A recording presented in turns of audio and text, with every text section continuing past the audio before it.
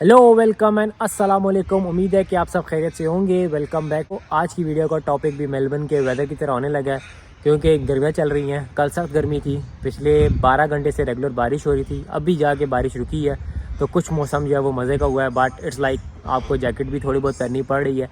अभी आपको व्यू दिखाता हूँ, बड़ा मज़े का व्यू है। मेरे सामने लश ग्रीन जो है वो व्यू है, प्लस बादलों का व्यू आप चेक करें। और फिर हम आज के वीडियो के टॉपिक की तरफ आते हैं।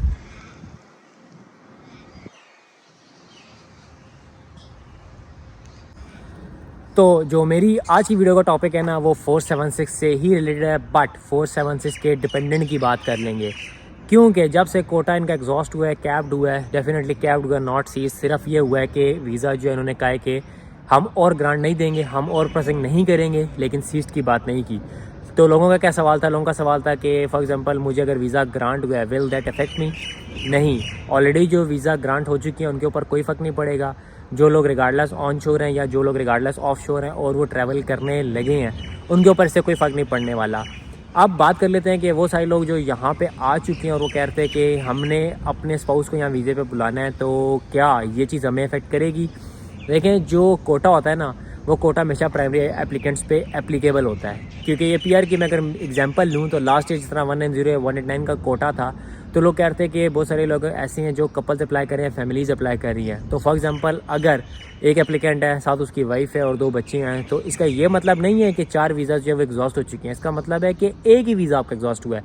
तो एज़ पर माई इन्फॉर्मेशन या एज़ पर माई नॉलेज, ये मैं आपको बताता चलूँ कि जो ये कोटा है ये सिर्फ और सिर्फ प्राइमरी एप्लीकेंट्स पे ही एप्लीकेबल होता है। जो सेकेंडरी एप्लीकेंट्स होते हैं, जो आपके डिपेंडेंट हैं, उन पे एप्लीकेबल नहीं होता।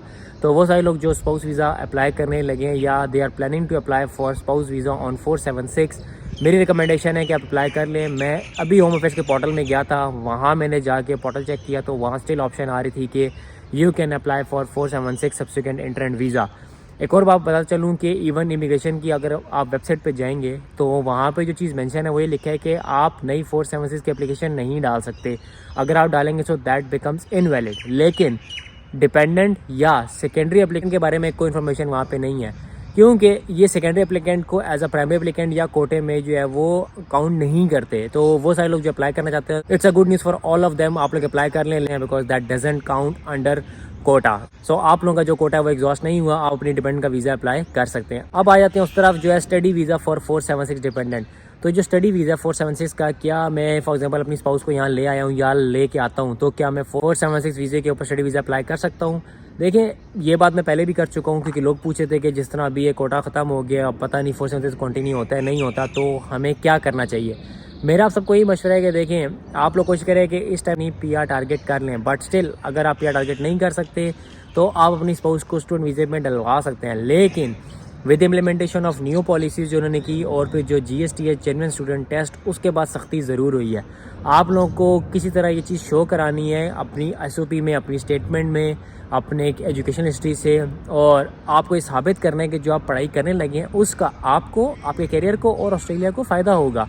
अगर तो आप ये चीज़ करने में सक्सेसफुल हैं, सो डेफिनेटली आप ऑन शोर स्टूडेंट वीज़ा ले सकते हैं। But if you are not been able to justify this, तो डेफिनेटली जो केस ऑफिसर होगा वो आपका वीज़ा रिफ्यूज़ कर देगा and then you have to go back to your home country. तो आई होप जो लोग 476 डिपेंडेंट वीज़ा को लेकर कंफ्यूज थे, इनकी जो क्वेरीज थी उसके बारे में मैंने यहाँ पे आंसर कर दिया होगा। तो ये बता दूँ, जो कैपिंग है ना, capping is only applicable to primary applicant which is valid till 30th of June 2024। अब ये कहाँ से पता लगा?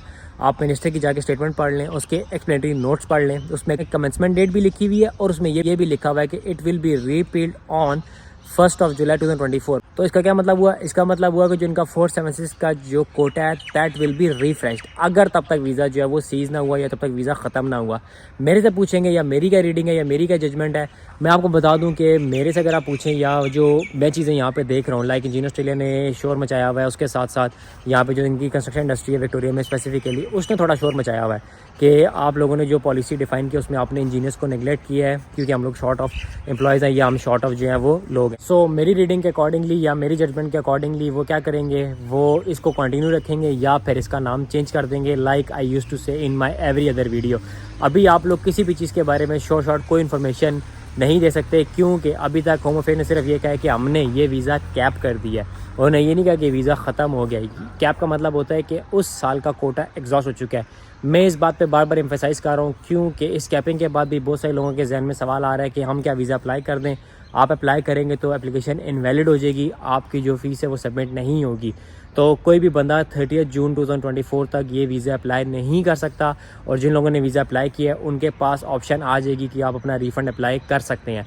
लेकिन I will not suggest you guys to apply for a refund straight away. आप 1-2 महीने रुक जाएं, जिस तरह मैंने लास्ट वीडियो में भी कहा था। 1-2 महीने रुक के वेट करें, देखें कि क्या डेवलपमेंट है, क्या इनकी पॉलिसीज़ चेंज होती हैं, क्योंकि जो इंटरनल प्रेशर है definitely in terms of engineers वो भी इनके ऊपर आ रहा है। सो आई होप मेरी इस वीडियो से वो सारे लोग जो 476 डिपेंडेंट वीज़े को लेके कंफ्यूज थे, उनकी जो क्वेरीज़ हैं उनको मैंने आंसर कर दिया है। मिलते हैं अगली वीडियो में। टिल देन टेक केयर, अल्लाह हाफिज़।